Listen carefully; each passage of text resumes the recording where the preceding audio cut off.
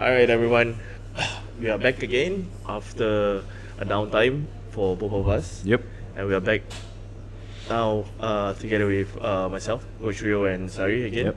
And Prep Talk. So, how's everything? Pretty good. Had a really good downtime, and I heard you went to Bali, right? yep, we went to Bali. My second home from home. How was it? Pretty good as always. Never disappoint me. Was it a pre-plan or? Yeah, it's all pre-planned, of course.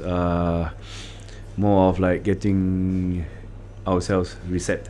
Mhm.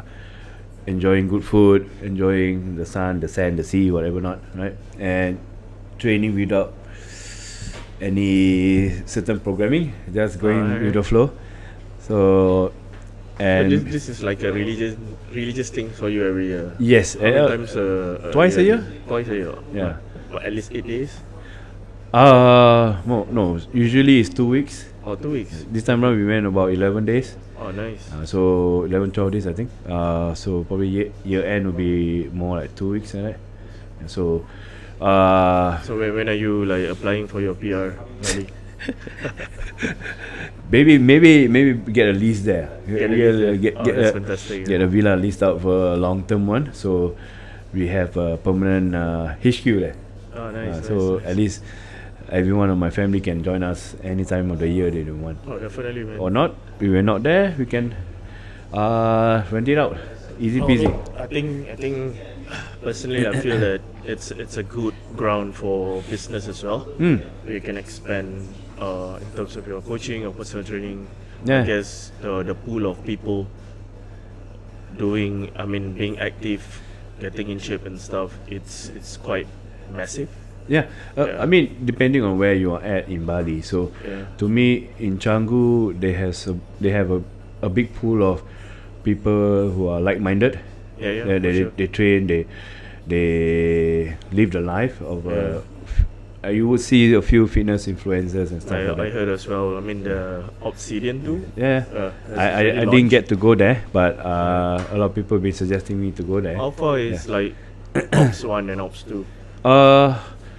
I wouldn't say it's very far. Alright. I would say that, I mean, if walking, yes, it can be a distance. For sure. If you take the Gojek or motorbike or even a car, it's not that far. Canggu itself is not a big district, so everywhere you can get around either by the motorbike or car. I mean, if you're alone, I will prefer you guys or suggest take the motorbike. Okay, I mean you can rent if you know how to ride, or if not, play safe. Gojek. Get the Gojek or get the Go Ride. I heard the traffic can be really bad. Okay, look, the traffic, if you're going out of Canggu, yes, it can be challenging.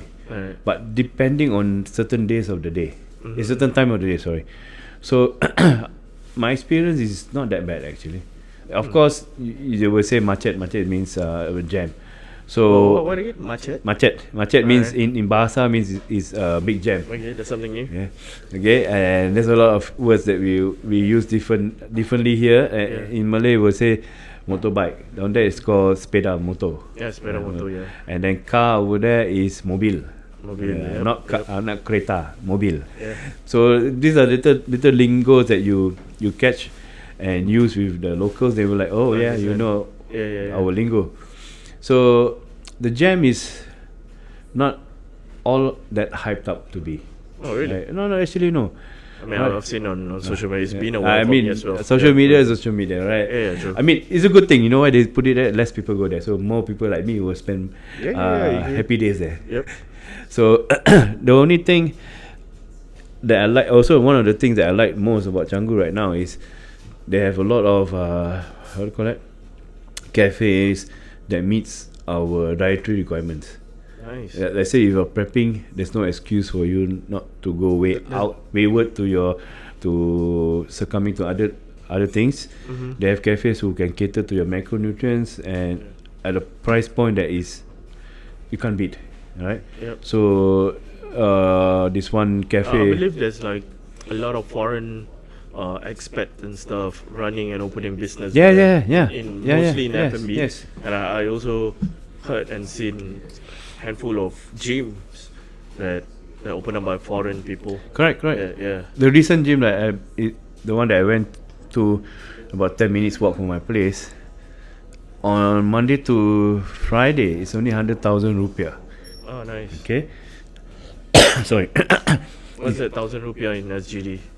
Okay, let's put it this way: 100,000 is about $8, $8. right? Per use. And the gym is, I would say, well equipped. It has a leg press machine. It has a pendulum machine. This is what gym did you? It's called Flex Gym. Oh, Okay, it's very like off the is it beat. like the same one in UK? Nah, different, totally different. Alright. Okay, on a weekend, if you go to that gym, it's 80,000 rupiah. I'm like, you can't beat that. A whole day, A whole day. $8. Okay, it's very basic. Look, you go in, you do your thing, you leave. There's no recovery area. There's treadmills. There's rower, skill, everything that jam packed into. What kind of accommodation they are giving based on the $8? I mean, is there like a sauna room? Nah, just very basic. It's very basic. They got dumbbells. You got a squat rack, Smith All machine. the amenities you need. Yeah, basically you can just train. I mean, to the max. The fact that it has a pendulum squat, Nah, there's a plus, right? And then you have a multi jungle cable units and lying leg curl, seated leg curl, that's and good leg for- extension. Yeah. It's really been like upgraded Mm. in Bali in terms of fitness and stuff. Because back then, I would say 10 years ago, Nah.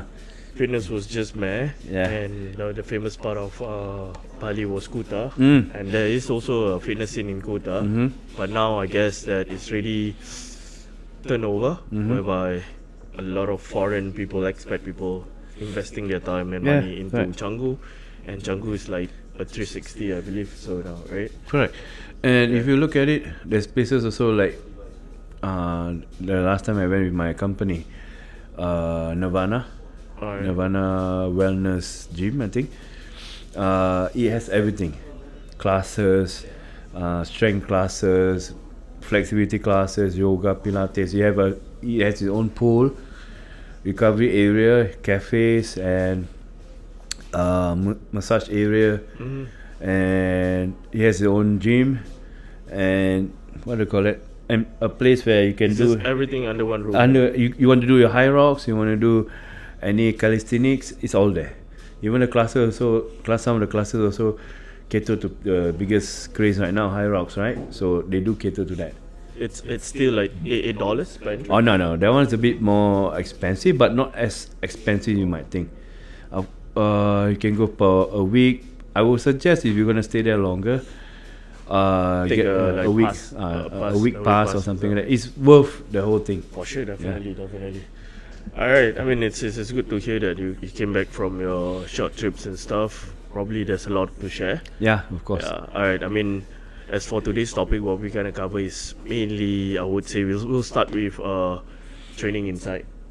Yeah, on right. I mean, as a whole, how's training is gonna be like?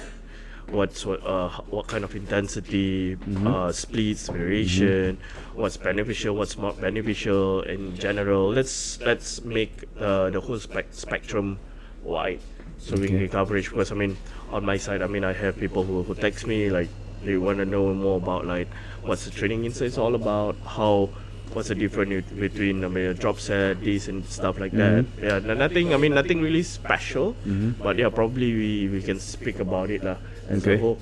Yeah, so but before we dive into that, I just want to give a shout out to Fuel Stretch Performance, to be our main sponsor for this podcast.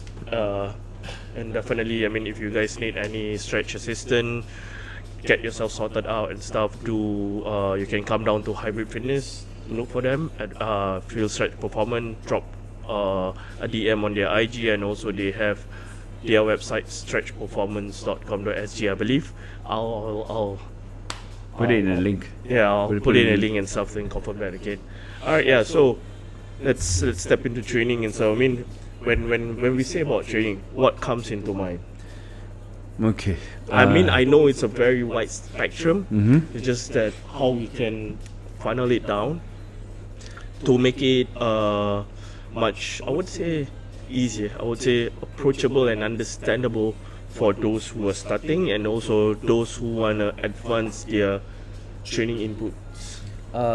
What's the best way, or should a training be changed every fortnightly, every week, every 12 weeks and stuff like that? Yeah, I mean, I'm just putting everything on the table. Yeah. So there's a lot of things and tons of things that we can talk about. Okay, there's a lot of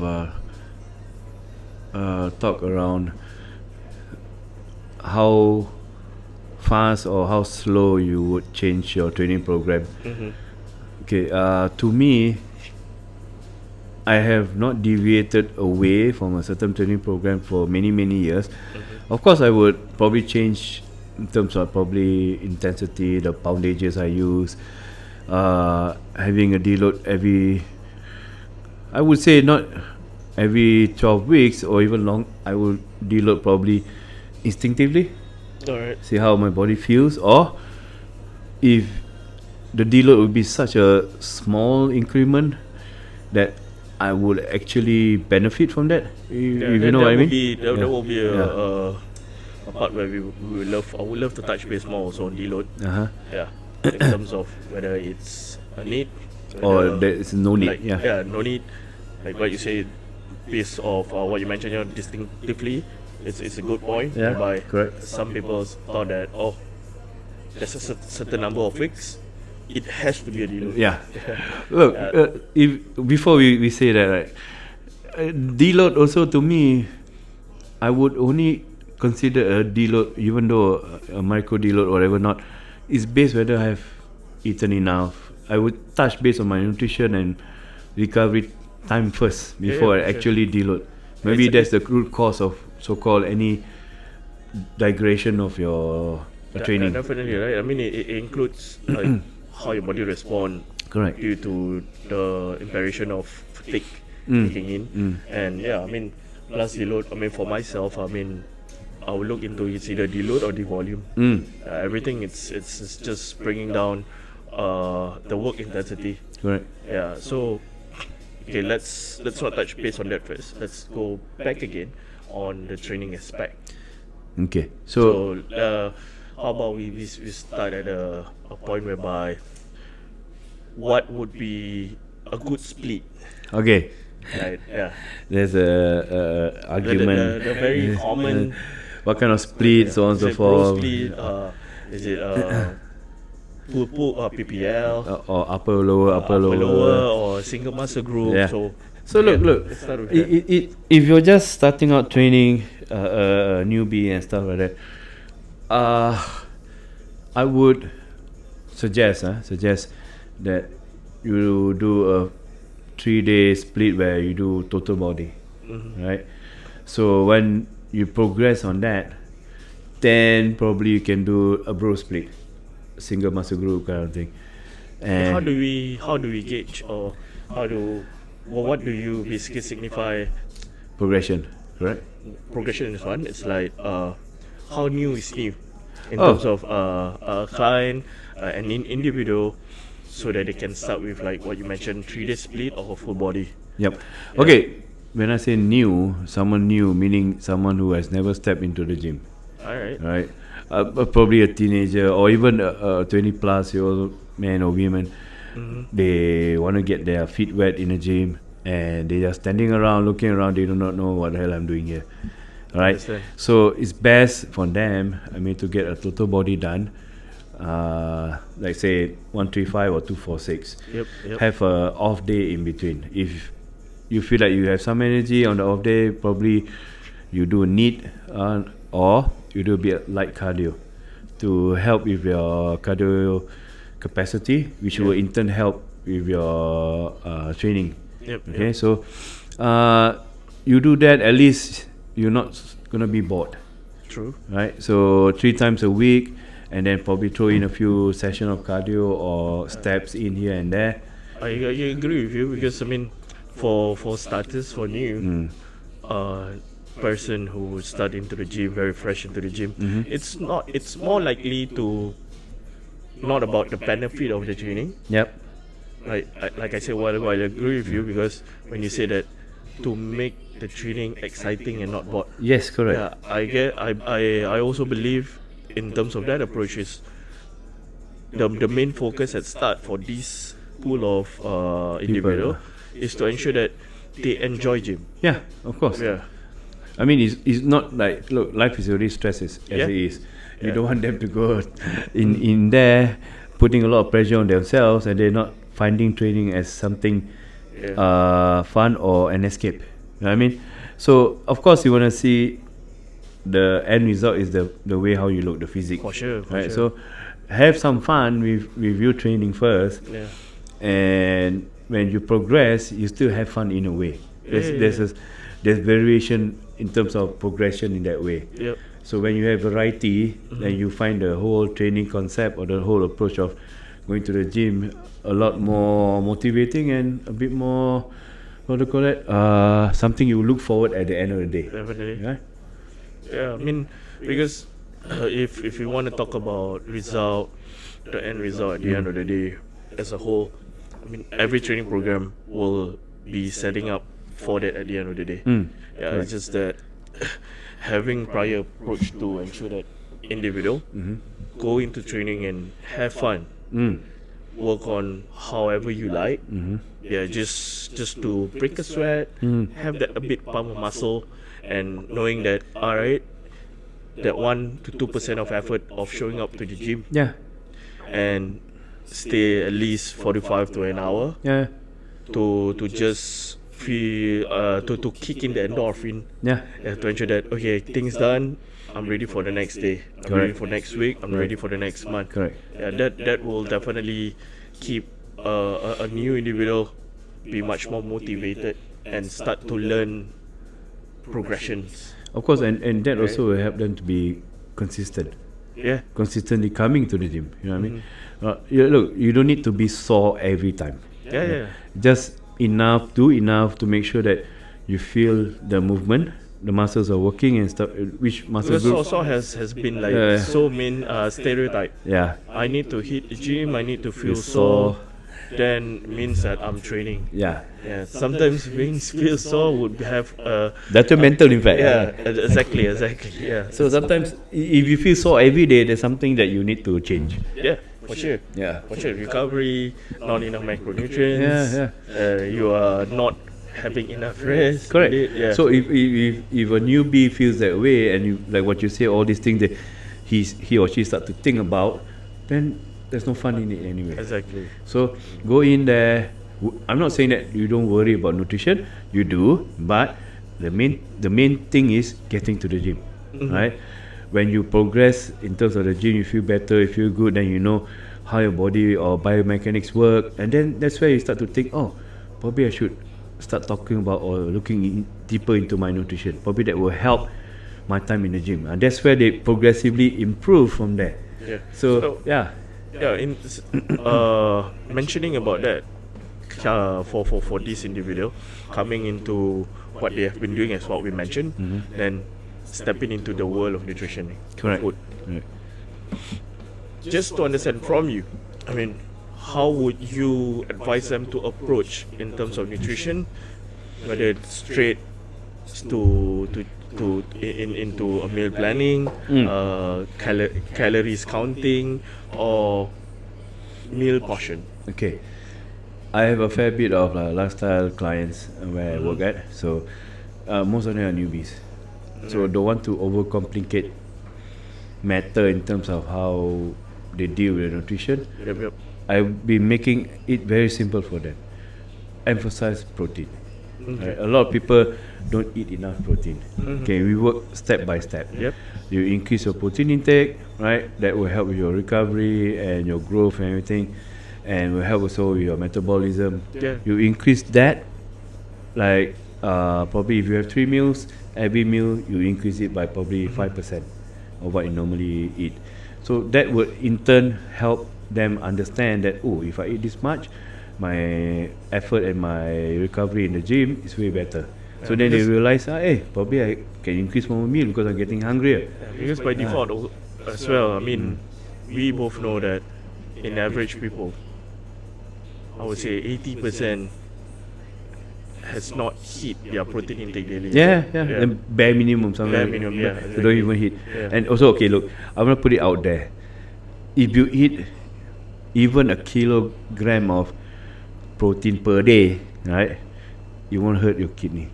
I mean, yeah, definitely. There's always a myth out there: eating too much protein or drinking too much protein shake will cause kidney failure, so on and so forth. No. It doesn't work that way. Okay, I mean, unless you're unless you already have some kidney issues. Yeah, right? true. That itself, you need to get doctor's approval first, right? So, I mean, if a normal, healthy individual, or even someone who's a bit overweight or so on and so forth, I don't think so. Kidney failure is something that you'll be worried enough. I mean, it's much more complex to things for things to happen that way. Yeah, Going south. it's not immediate. Yeah. It takes time. Yeah, I to- mean, if in regards to like, okay, just put it simply in terms of like, whatever coming in, there's an output that you need to put out. Of course. Your activity level Yeah. and stuff like that. Yeah. So, I mean, if prior to you can't consume food or can't consume that a decent amount of protein, it shows a lot of how much output have you been doing. Because output help you to get to manage your hunger. Yeah.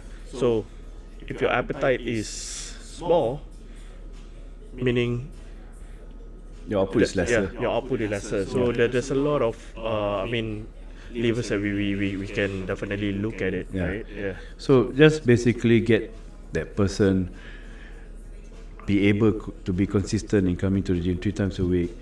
Be it 135. When I say 135, means Monday, Wednesday, Friday. 246 meaning it's Tuesday, Thursday, and Saturday. Correct. So you just play around with these things. So look, find. I don't want to say find time. Make time for it. Make time. Make time and then put it in your busy schedule. It's only 3 times a week. Right? Of course, you can manage to do that. If people can spend time watching Netflix and chill, why not don't do that a bit more? Do more of being in the gym. Right? True. You make time actually when you start to see the results and everything else falls in place. It becomes, I wouldn't like to use the word addiction, but it's a good addiction. Obsession. Obsession, yeah. You come in. I mean, obsession also can be a good thing for this thing we're talking about. So that then, in perspective, you put everything else in terms of your health first. Yep. Right, then you start to manage time in terms of your work, your lifestyle, family, and so on and so forth, events around your fitness goals. Yep. Which is actually good in a way. If you look in terms of a bigger picture, a bigger spectrum, in the long term, your older self is thanking you right now. True. Yeah, so we need to push the narrative that being in a gym. Firstly, I would always say this, right? Good for mental well-being. Secondly, the physical well-being, and then all these complement each other because when you, like what you say, you go to the gym, you train, you release the happy hormones and everything, right? You feel revitalized, you feel energized, and that also has a positive spillover in your life. Yeah, in a daily life. How you deal with relationships and work-wise, everything, and you be more productive. I have clients who have issues at work. When they start training, they don't have brain fog. They have a bit more energy, and they manage their time pretty well right now, right? And they work around stresses based on how they deal. Let's say you train hard in the gym, then you can actually manage stress at work by the experiences you do in the gym. You know what I mean? I agree. I mean, even same goes to my handful of clients who are basically, profession executive workers who have a lot of tons of work, heading to the gym early in the morning. I mean, it makes them feel much more better, much more clearer, much more sharper. Yeah, you see, if you look at those kind of people, higher management, they kind of need the gym Yeah. to perform better in their work. Yeah. So that should be the thing that everyone, regardless of whether you're the top end management, even right down to a clerk, right? If you excel in your work, based on like you have the right attitude, productivity is good, and your what do you call it? You're very a step ahead of your work, based on if you've been training in the gym, you know, you have that energy output. It does spill over to your work, so you'll be more productive that way. You're not having like those brain fog or feeling the laziness, everything. You'll be very hyper. In a good way, right? In a good way, not in a bad sure. way. Yeah, So yeah, you'll for be sure. more forward thinking. You grasp things easier or faster, you know. So it does spill over to your work life or your whole lifestyle.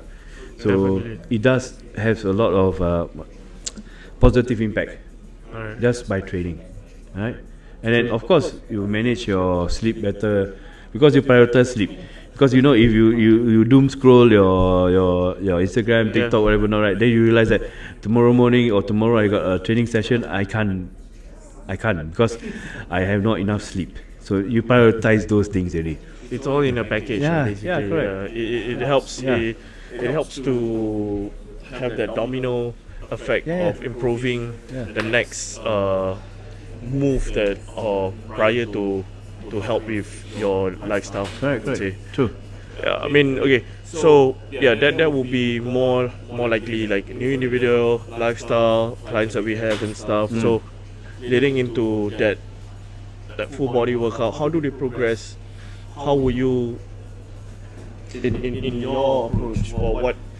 How do you improve them and progress them to something advanced? Or let's talk about people who are at the intermediate phase. How we can look at? Intermediate phase, I will look more into starting them on a bro split, like Monday chest. I mean Chest arm. Monday chest arm. Then I would rather have them do like 2 or 3 days on, 1 day off, and then 2 days on, 1 day off, and 1 more day on training. Depending on like when you talk about intermediate, also how well or how far into training they are already in terms of Understand. experience. Execution, yeah. Yeah. So when they start doing that, and then so we see how fast the recovery is. If the recovery is good, of course, time spent more in the gym is also good. Yeah. So if the recovery is not that great, of course we pull back and then emphasize more on like probably recovery. A few more days off, that will be more beneficial. And of course, a few days off of the gym, we can put 1 or 2 cardio session in there to help with the cardiovascular capacity, right? So which in turn will also help in the training wise in terms of intensity, how much Yep. VO2 max, whatever not, like you can actually translate into training intensely. You know what I mean? I mean, because in terms of lifestyle client, intermediate or beginners, whereby, you know, when they train with a smartwatch and stuff, Yeah. they're always like clients that I have say, oh, today I burned these calories when in training and stuff. Okay. I mean, for me, Take it with a pinch of salt, lah. Okay, I also use smartwatches, but I know the readings there is not going to be super 100% yeah, on, but on point. nonetheless, like I always mention to them, I mean, okay, fair enough. I mean, if you want to keep track and be very obedient in terms of keeping every excessive expectation of calories that's burned, it's good. But I mean, I always tell them, man, that's not my primary objective for you to train and to check on your calories, how much you burn into There's certain zones. yeah. So because I mean, running through the current program that we are doing and stuff, that's not my main concern. Because my main concern, based on your calories, is prior to your mandatory cardio, your steps, and your food. That's how I would evaluate your deficit. Correct. But I mean, if you want to take in account based on your training, By you all can do means, that. yeah. Yeah, but don't be stressed on looking. Oh, we are not hitting at least 300 calories today in training. No. I always tell people use the measurement as a gauge only. Yeah, Right? yeah. But of course, it can be off a bit more, off a bit less. Yeah, yeah. It's just something that you, then a bunch of numbers that you know. Oh, okay, I hit this amount, but take it with a grain of salt. There's always either more or less, more, not less. Okay. Yeah. So it's something that you can look into, but not something you would take it as something concrete. You know what I mean? You know what I mean? So take it as something reference point. Yeah, because I mean, for me, I see if they are emphasizing more about the calories burned during training, then the training wouldn't be focused anymore. Yeah, correct. The Yeah, main because- focus is not the training. Exactly. So let's say halfway through their main goal, let's say before the start of training, their main goal, I want to aim to burn at least 350 calories during training.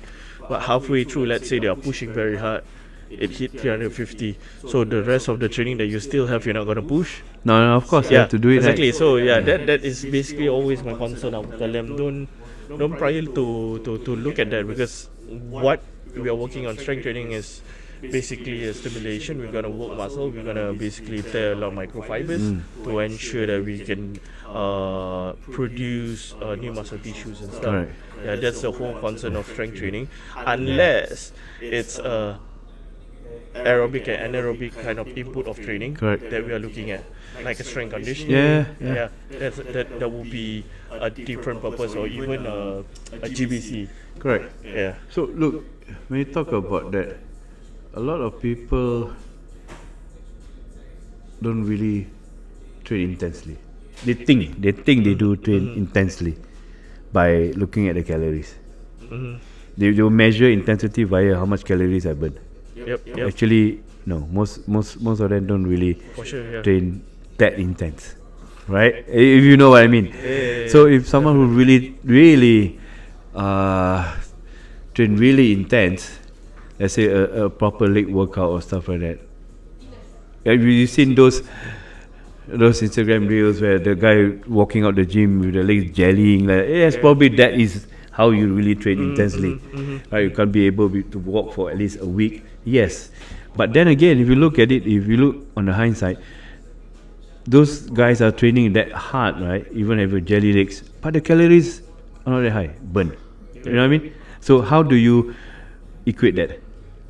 So I always tell my clients or even my boys that, look, you can use the calories burn as something that a reference point, a base, but don't use it as a measurement of how intense you train. Because they tend to take advantage of that. I mean, the common excuse or common reason, they'll say, oh, I can do this, burn a bit more from here. I count this into my calories, so I can eat a bit more later on. And this is something very common that I receive. Yeah, I mean, look, so they don't want to do the hard stuff. Yeah, for sure. Yeah. So you have to reinforce to the point that, look, even though you burn this X amount of calorie based on what your watch say in training segment just now, that doesn't equate that you can actually eat more to replace that calories.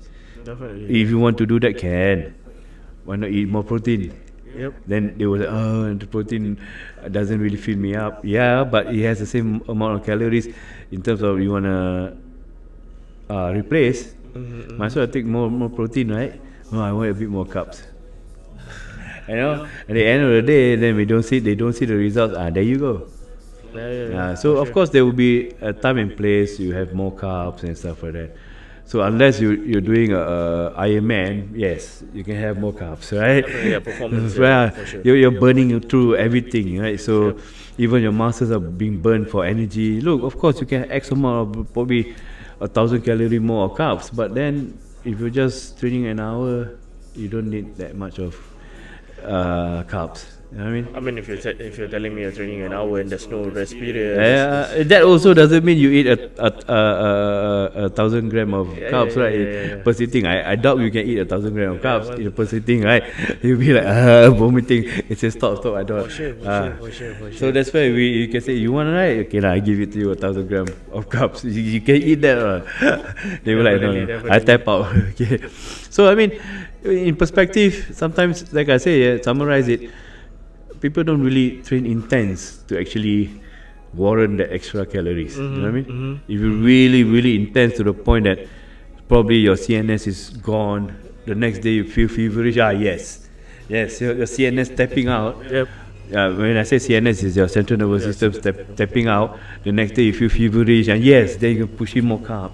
That's why your body wants food to recover, to help the CNS to be a bit more balanced. I mean, prevent you from getting high fever and everything. That's where you really actually train intense.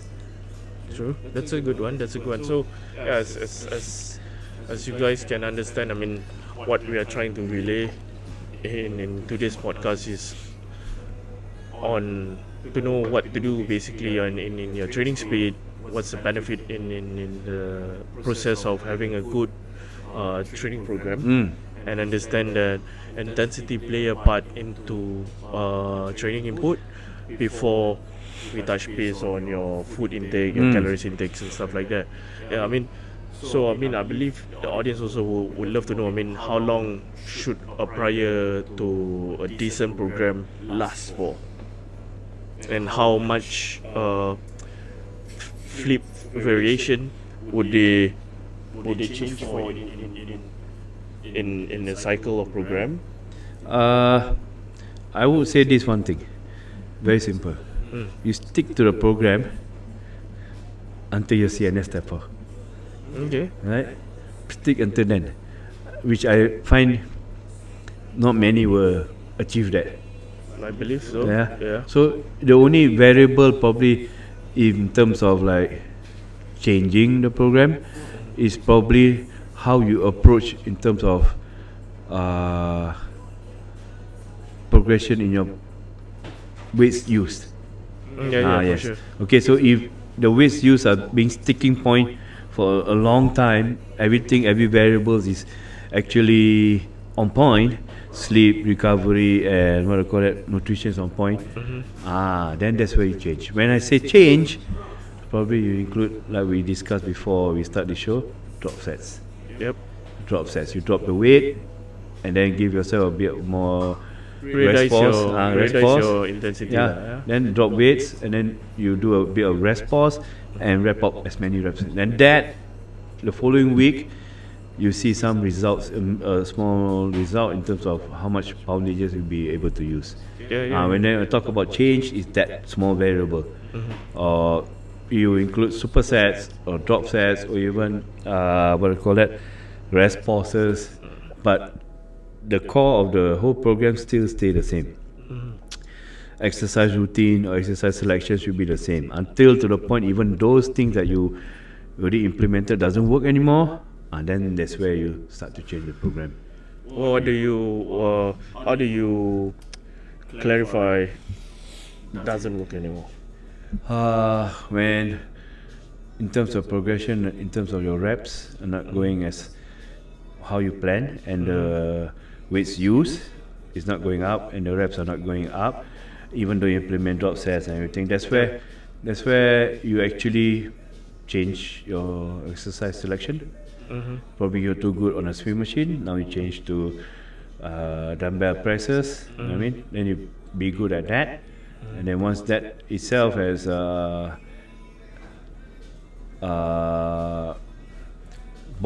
bore the foods that you need, and it doesn't really push you or progress you a bit more, then you switch back to the swing machine or barbell and whatever not, and then that's where your body starts to change in terms of physique wise, how you look, and then you feel stronger or certain movement really. That's where progression comes in.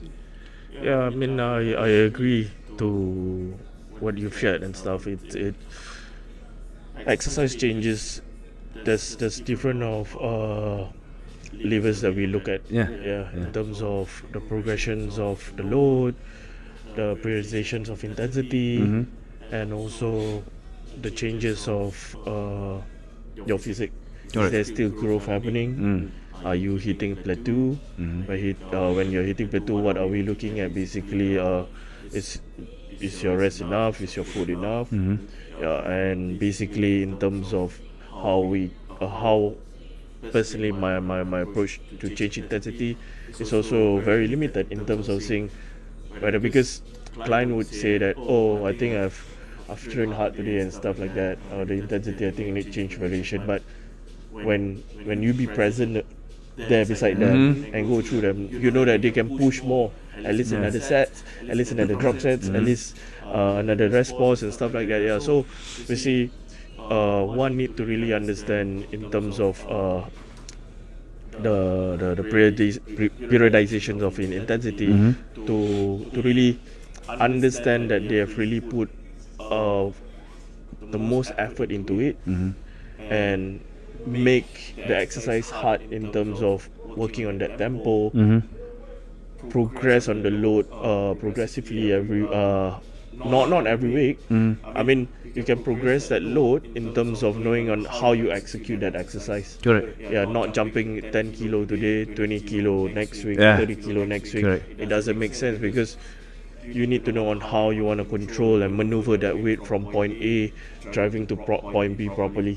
Yeah, because I've seen a lot in terms of carrying heavy, so not whereby in social media people tend to like, oh, today 40 kilo, the next week 50 kilo, and moving the point A to point B is just for the sake of moving that weight, Yeah. not really improving on the driver of stimulation The- to ensure that we execute a proper micro tear to the microfiber Okay. and to have that reproduction properly. So in a way, let me summarize that to make it very simple. If you're moving 40 kilo dumbbell on an incline chest press, very fluid, then you increase it the next week 50 kilo, right? If the fluidity is not there, as if you're pushing 40 kilo, Yeah. it's no point. And Yeah, you're it's struggling, correct. shaking everything. It's not. The movement is not beautiful. Let's put it this way, right? It's very. You're just shaking on you just. That's context to what he's saying is beautiful. Yeah, so the movement is not beautiful, to the point that it's like you're really struggling, to the point that you're even engaging your ass. Just you're Yeah, squeezing yeah. your ass even Yeah, to yeah, yeah. create stability, Yeah. and then you're just driving it that 3 rep, Yeah. shaking everywhere, and because you increase the load too big from the previous week. Yep. If you were to increase, let's say 42.5. 42.5, That 2.5 micro weight changes yeah. change the whole dynamic. A Yes, lot. correct. Yeah. So of course it would look less beautiful than the last week one, but still, Yeah. still, Still. if you're struggling, the last rep really struggling, shaking, that's fine. Yeah. But you're struggling from the beginning of the movement, that's terrible. That's why I say I see a lot of trash in social media. I mean, no hate. I love training. I'm a meathead as well. We all meathead as well. Just that a lot of people put on their social media in terms of just to show people I can carry heavy. No one, trust me. I mean, I believe you can agree with me. No one will post on social media they're already lifting 20 kilos. Yeah, no one, Find me no one. one, no one. I in fact sometimes Just for the record lah, just saying a chest press 20 kilo, a squat, just one plate by the side or just 2 plate. yeah. It's really struggling. I've done it before. I don't record most of my training session. Same here. I don't like, and when I train in the gym, some of my members will say, "You only push 2.5, and you're struggling big time, and you look this big." I'm like, because I control the weight don't control me. So, and movement wise, I dictate how it should move, For sure. not how my body wants it to dictate. Because the body, when it is put under that kind of load and stress, is a fight or flight. Yeah. So you control how your body move to a certain degree in terms of safety, everything. How, which muscle group you want to feel. Exactly. So once the body find a pathway to make it easy, lessen the load. Because I've seen I mean, it's just my pet peeve. Yeah. Like I said, I mean, I'm a meathead, you're a meathead. Just that to see this certain individual in social media pushing. Yes, I mean, there's a thin line between training hard, hardcore training, and being stupid. To me, there's no thing like. To me, there's either A or B. I'm a bit more of like out there. So look, I have a few previously training sessions with some of my guys. So you guys know me, and you know who you are. I would tell them, nope, reduce the weight. Yeah. They're training with me, you know. I'm older than them. Yeah. So look, when I do my reps, and one of them ever say, "How the hell do you control that? Years of training." Exactly. Years of training. It takes time Yeah, to control yeah. it. When you're going a squat and your posture is going this way, and yes, probably you go down and you go Yeah. up.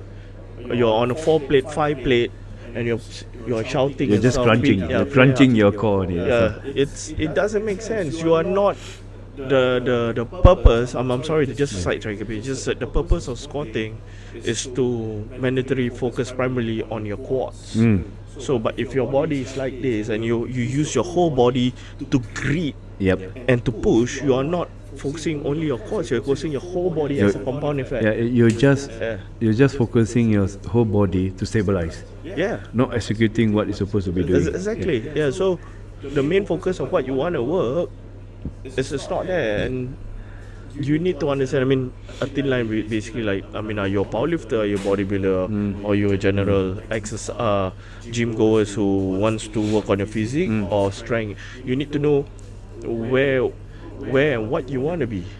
You know. Look, Yeah. you put this into perspective, right? Yep. Let's say you do 1.5 plate each side, right? Be it on a swing machine or be it on a free squat rack. Yeah.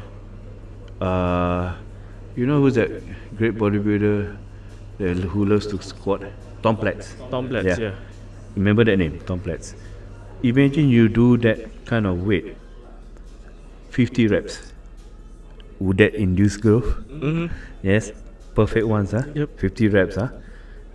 Compare to someone who do 4 plate each side, 4 reps. Yeah. Which one will gain more? Alright, so in terms of lactic acid build up, the pain you go through, 50 reps will win. And your legs will be bigger than the guy who does only 4 reps for 4 plate. I mean, good example. I mean, for another example, right?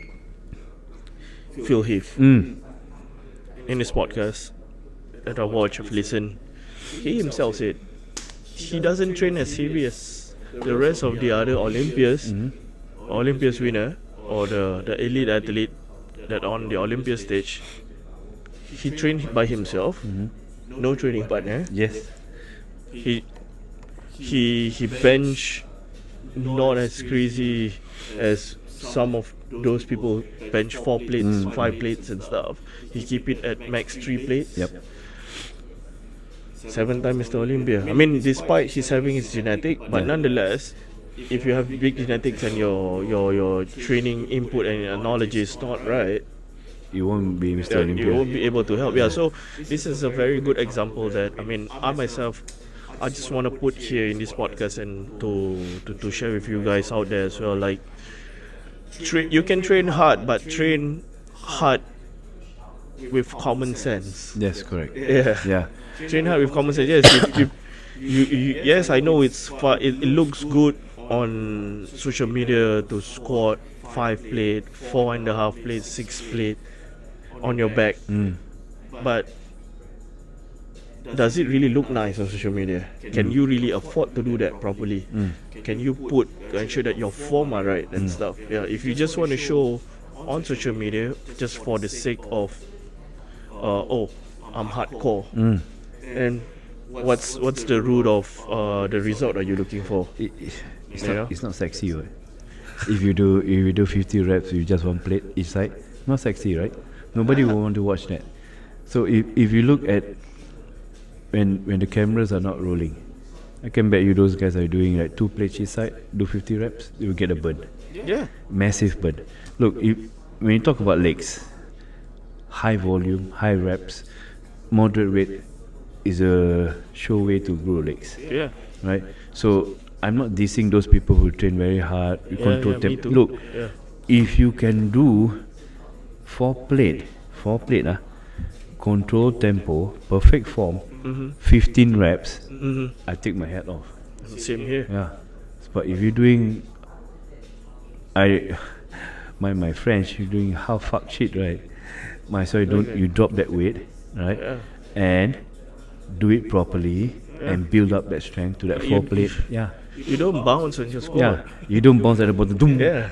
I mean, look, a baby also can bounce. Exactly. And that doesn't mean that the fella is squatting properly. If you want to bounce when you squat, might as well you do a thruster for CrossFit. Yeah. Look, the thing is, No hate against CrossFit. Yeah. Anyway.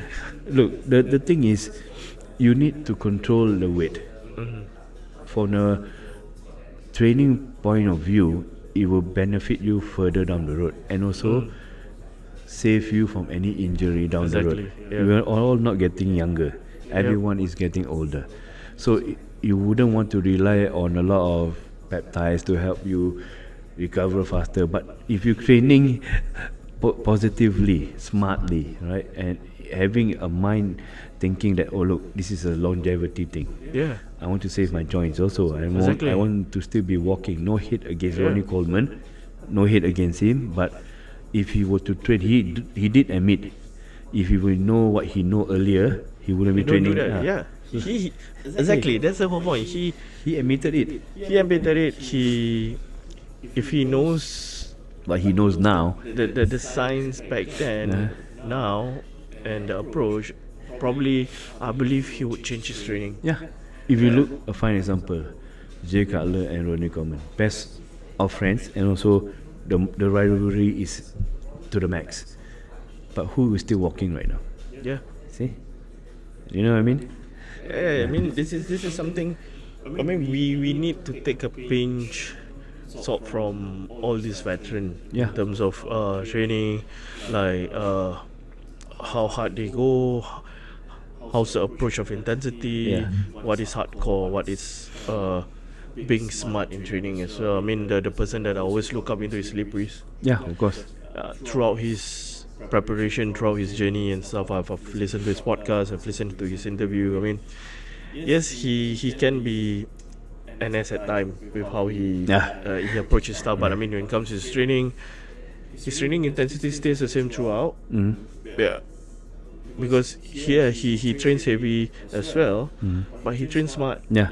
He said that 4 weeks out, 3 weeks out, I still have the energy because I train hard. Yes, I train heavy to my capacity. Yes, correct. Yeah. Right. So I don't need to change or think, oh, I need to bring down the load for this last few weeks. Yeah. Because he still have that energy to push. Just push it. You know. Just. It shows a lot of Maturity. maturity in training. Yeah. Maturity in But training. nowadays I've seen a lot of egos, a lot of I would say there's a word for it. Just to have that authority telling people that, oh, I'm a heavy hardcore lifter, I'm a meathead, look at my social media. You know, this kind of thing that I've been noticing about in social media. Look, just put it into this. Those who compete, no judge on the panel of 7 judges or 6, whatever not, will ask you how much you squat. Yeah. Nobody gonna ask you how much do you bench. They just judge you based on your physique, Yep. right? Be it if you train hard, so-called hardcore, the graininess of your muscle will show, yes. But if you train smart and also train hardcore, wouldn't that be a win? Yeah. Your for sure. longevity, your flexibility, your mobility is all there, Yep. right? You will actually benefit more. And look, if let's put it this way, if you put it, I don't know how old is Ronnie Coleman and Jay Cutler in between them, but if you look at it properly, Jay Cutler looks younger. Yeah. Yeah, you know what I mean? He does train hard as per normal. Okay, be it GH, whatever not, right? But then, if you train hard and smart at the same time, you don't age as fast as someone who hardcore, right? Nothing against hardcore people, but if you don't train smart. Yeah. I have friends who are powerlifters who don't actually look their age, they look younger. but because they are training smart, they do train. These are power lifters, huh? They train hard, yes, but they train their days when they train like bodybuilders to help with the smaller muscle group, to help with the big lifts. I mean the 3 big lifts, Yep. right? You need to do the accessory work. And that's why some of the younger guys, the powerlifters, don't do accessory work. They do every week 1 rep max. Look, come on. Big compound movement. Yeah, come on. Even these older guys that I know are dissing like these young guys. They don't do accessory work. That's the issue. Then Yeah. sooner or later, they have injuries. Accessory work seems Unnecessary. unnecessary to Yeah, them. but then again, the unnecessary stuff is actually a necessity. I mean, I believe every training in the training book is a necessity. Yeah. It's just that you need to know when to use it, Correct. how to use it, and how to execute it. Bottom line. Okay, put it in a nutshell. Okay, did you see or do you notice any of our local competitors or even, let's say, up and coming one? They emphasize on rear delts to make themselves look 3-dimensional. No, it's all about the presses. Yes. If you look at it, every time they turn, yes, their back might be good. But once you look up, where's the rear delts? Where's the attachment yep. to the traps, to the mid trap and upper trap, everything. Yeah. The whole upper back. Yeah, Sometimes I don't see the rear delt popping. yeah. Even the mid delt. Yeah. Look at it. There's a lot of presses. I think you said earlier you watched the Dim Aesthetic videos and Yeah. everything. I did watch a few those who are posting on Instagram. Yeah. When they turn around, a few exceptional ones who are coached by a very good coach who emphasized a lot on rear delts and looking 3-dimensional. The rest, no. Yeah, I mean, I agree. We can touch that on our next episode. Right. Yeah, I mean, yeah, as a whole, these are the training analogy, training ideas, and training knowledge that we wanna share with you guys on how you can execute and make your training program much more beneficial, Correct. much more wholesome, and getting more result coming from it. Not just writing down, put 5 plate into it, and just do a chest press. Correct. Because In at the fact, end of look, the day, the rear delts do help you with any pressing movement. sure. If you have a weak or non-existent rear delts, your infra spinator is gonna look at you, be screaming at you Yep. sooner or later, Yep. and then Yep. you so-called like frozen shoulders, injured shoulders, and then you have surgery done. Look, if you just spend time on your rear delts, those small little muscle group, which will help the bigger muscle group. True. Like what a CrossFit physiotherapist ever said in his book. One of my good friend ever introduced that book to me, Being a Supple Leopard. It's called a bad neighbor syndrome. Yeah. You know what I mean? Your neighbor not pulling his Yep. his weight. Yep. The rest of the neighbors have to do, which they're not supposed to. And over time, things will happen.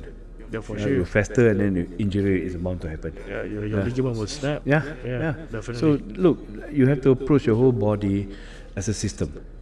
Every system need to be worked on, right? So any car junkie out there know that if you change the wheel to get bigger, the rims, of course you need to have bigger tires. Yes. And then you want to have the look of the braking power of the car also need to change. I mean the brake pads have to change. Brake And fluid this, as well. Yeah. the discs have to change. Look, it's the same as your body.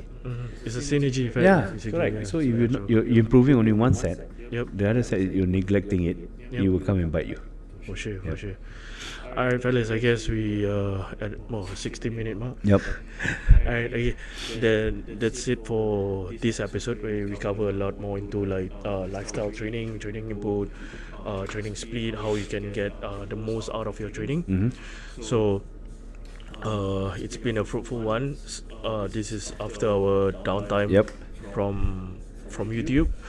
I'm glad that we are back now. Correct. Sorry. True. Alright, okay. Thanks. So I would say thank you, Sari, for being here with the prep talk Yep. with us, and shout out to also Phil Stretch Full Performance. stretch performance. That's our Correct. main sponsor for podcast. And if you need to work on anything on your body and stuff, to approach them, DM them, and you can drop by their website and their Instagram, right? yeah, Instagram.